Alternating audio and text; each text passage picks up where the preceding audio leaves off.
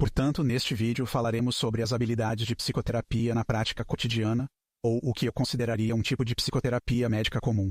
E acho que o ponto básico é que, certamente, como psiquiatras, e acho que para os profissionais de enfermagem isso também é verdade, há um grau de treinamento em psicoterapia na residência e, na verdade, na residência, há uma quantidade considerável de treinamento em psicoterapia.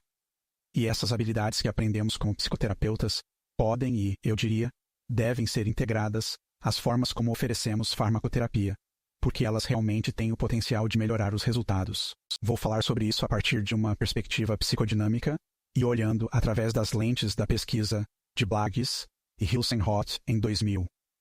Blagis e Hilsenroth analisaram os tratamentos psicodinâmicos e os tratamentos cognitivo-comportamentais e identificaram 7 características distintivas da psicoterapia psicodinâmica, que incluíam a exploração das fantasias do paciente, a discussão de experiências passadas ou do contexto de desenvolvimento do paciente, a identificação de temas e padrões recorrentes e o foco no relacionamento terapêutico.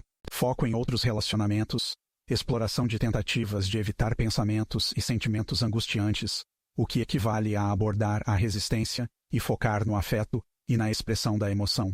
O que quero falar é sobre como esses 7 recursos da psicoterapia psicodinâmica podem e devem ser integrados à farmacoterapia de rotina.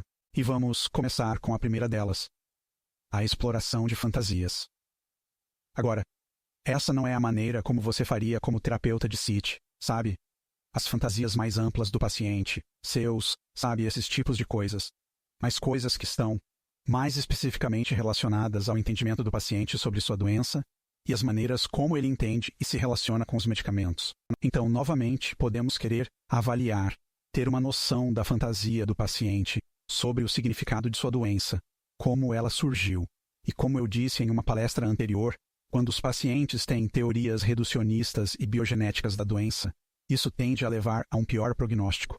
Portanto, se determinarmos que o paciente tem algumas suposições ou fantasias que o impedem de se desenvolver, podemos abordá-las. Da mesma forma, provavelmente queremos entender algo sobre as fantasias do paciente em relação aos medicamentos, seus desejos em relação aos medicamentos e seus medos em relação aos medicamentos. Portanto, provavelmente é útil articular algo sobre os medos do paciente para que eles possam ser abordados durante o seu trabalho como médico prescritor. Em termos de fantasias, talvez também seja interessante entender e explorar as metas de desenvolvimento mais amplas do paciente. Isso nos ajuda a entender algo sobre a relação do paciente com a saúde e nos ajuda a nos posicionar de forma a minimizar o conflito. Em termos de uma discussão sobre experiências passadas ou sobre o contexto de desenvolvimento do paciente, em nossas avaliações iniciais, podemos querer obter um histórico psicossocial focado em alguns aspectos, como modelos iniciais de relacionamentos de cuidado. Se houver padrões relacionais recorrentes, como, por exemplo, pacientes que têm pavor de dependência e, por isso, começam a destruir relacionamentos quando se sentem dependentes, pode-se imaginar que isso provavelmente será recriado no relacionamento farmacoterapêutico, em que o paciente começa a se sentir dependente de seus medicamentos e, então, fica com medo e quer parar de tomar o remédio. Talvez queiramos entender também a compreensão do paciente sobre como a história de sua vida contribuiu para os problemas apresentados, o que torna as coisas complicadas e ajuda o paciente a ter em mente um modelo mais complicado e não apenas um modelo biogenético. E isso nos dá maneiras de considerar e abordar como o histórico do paciente está afetando seus tratamentos atuais. Assim, por exemplo, se um paciente lhe disser que seus pais o julgavam, condenavam e magoavam, uma pergunta simples que você pode fazer é: como isso afetou a maneira como você se relaciona com os médicos? E o paciente pode expor ali mesmo, os tipos de problemas que você provavelmente terá, e isso também lhe dará algo quando o problema surgir mais tarde no tratamento, em que você poderá se referir você se lembra de que falamos sobre como no início seus problemas de confiança surgiram? Será que é isso que está acontecendo agora? E isso o coloca em uma posição melhor para poder trabalhar com esse tipo de coisa. Outra característica distintiva do tratamento psicodinâmico é a identificação de temas e padrões recorrentes, e como eu estava sugerindo, a história do desenvolvimento realmente nos dá uma linha de base para identificar esses temas e padrões recorrentes, e podemos antecipar, como eu disse, que os padrões relacionais característicos são recriados com medicamentos, muitas vezes. Os pacientes com relacionamentos desordenados com a autoridade cuidadora trarão isso para o trabalho, e saber algo sobre isso de antemão nos permite abordar essas transferências previsíveis antes que elas se manifestem ou se tornem um problema real no tratamento. Outra característica distintiva dos tratamentos psicodinâmicos é o foco no afeto e na expressão da emoção. E não estou falando aqui sobre a maneira como você pode realmente tentar ajudar os pacientes a se conectarem com seus sentimentos e expressá-los no tratamento psicodinâmico, mas não tanto a liberação da emoção, quanto o uso de nossas sensibilidades psicodinâmicas para sintonizar os afetos que podem sinalizar dificuldades com nossa medicação.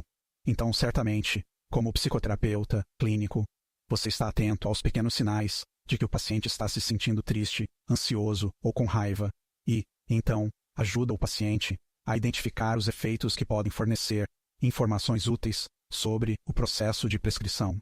Outra característica distintiva dos tratamentos psicodinâmicos é o foco na relação médico-paciente. E como já disse, a aliança é mais importante e potente do que os ingredientes ativos dos antidepressivos, provavelmente. Portanto, queremos realmente nos concentrar em promover uma aliança que capacite o paciente como parceiro e que integre as metas de desenvolvimento do paciente.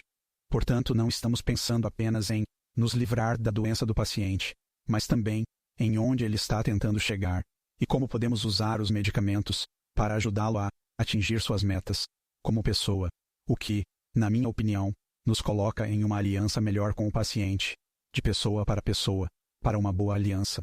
E acho que outra coisa que podemos fazer é autorizar explicitamente o paciente a discutir problemas de relacionamento. Portanto, digo aos meus pacientes que, considerando o que sabemos sobre o impacto da aliança nos resultados do tratamento, não só quero que eles me digam se estou fazendo algo de que não gostam, como também preciso que eles me digam isso. Ao fazer isso, você conversará com pacientes que lhe dirão que estão em tratamento há décadas e que o médico não os autorizou explicitamente a expressar suas preocupações ou críticas. E isso é, de fato, uma parte poderosa e importante do desenvolvimento de uma boa aliança. Em termos de foco no relacionamento farmacoterapêutico, devemos estar cientes de que nosso ato de prescrever pode evocar uma série de transferências negativas e ansiedades primitivas. Outra coisa que deve ser levada em conta é que, quando os pacientes querem novos medicamentos, quando de repente surgem novos efeitos colaterais que eles não tinham, quando você ou os pacientes começam a se perguntar, será que devemos pedir outra opinião? Todas essas coisas devem alertá-lo, ou, pelo menos, levantar uma questão sobre se há algum tipo de transferência ou contra-transferência negativa acontecendo. Outra maneira pela qual os medicamentos ou a psicodinâmica podem estar envolvidos na farmacoterapia é na nossa exploração das tentativas de evitar pensamentos e sentimentos angustiantes ou de lidar com a resistência. Em palestras anteriores, falamos sobre como os medicamentos podem ser usados de forma defensiva para não saber algo sobre si mesmo ou, de forma defensiva, para não sentir sentimentos que são apropriados para o desenvolvimento. Portanto, quando determinamos que os pacientes estão usando medicamentos de maneiras que servem para fins inutilmente defensivos, talvez queiramos começar a discutir e explorar isso com nossos pacientes. E, por último, você sabe que deveríamos estar pensando em nos concentrar nos relacionamentos interpessoais, mas o relacionamento interpessoal, nesse caso, é o relacionamento com a medicação. E eu destacaria que os medicamentos, para muitos de nossos pacientes, representam importantes relações objetais. E para alguns de nossos pacientes, em minha experiência, o relacionamento com a medicação é mais importante para eles do que qualquer outro relacionamento em sua vida, certo? Esses medicamentos podem funcionar como objetos de transição, como o ursinho de pelúcia, a chupeta ou o cobertor, em que o simples fato de tê-los ajuda o paciente a se sentir melhor. Os medicamentos também podem, em alguns casos mais graves, substituir as pessoas. Como nossos pacientes aprenderam desde cedo, não se pode contar com as pessoas quando se pede ajuda a elas. Você pode receber ajuda, mas pode receber algo que realmente não quer. Portanto, nesse caso, queremos realmente entender a relação com os medicamentos. Como Alicia Powell demonstrou em seu artigo sobre The Medication Life em 2001, se você explorar a relação do paciente com os medicamentos, poderá aprender muito sobre como os pacientes se relacionam não apenas com os medicamentos, mas com as pessoas no mundo. Portanto, essa também é uma fonte rica de entendimento sobre material consciente. Portanto, para recapitular, Quando estamos trabalhando com pacientes complexos resistentes ao tratamento, é útil ter um diagnóstico geral que leve em conta a pessoa do paciente, além de uma compreensão da doença em si. Identificar e lidar com as resistências ao uso de medicamentos nos dá as habilidades necessárias para promover uma aliança terapêutica que pode fazer toda a diferença entre os tratamentos que funcionam e os que não funcionam. Muitas vezes, também temos de considerar a tensão entre o jogo curto, em que estamos preocupados com o controle sintomático imediato, e o jogo longo, em que realmente convidamos o paciente para uma aliança conosco, em que há mais experimentação, mais tomada de decisões compartilhadas e uma maior possibilidade.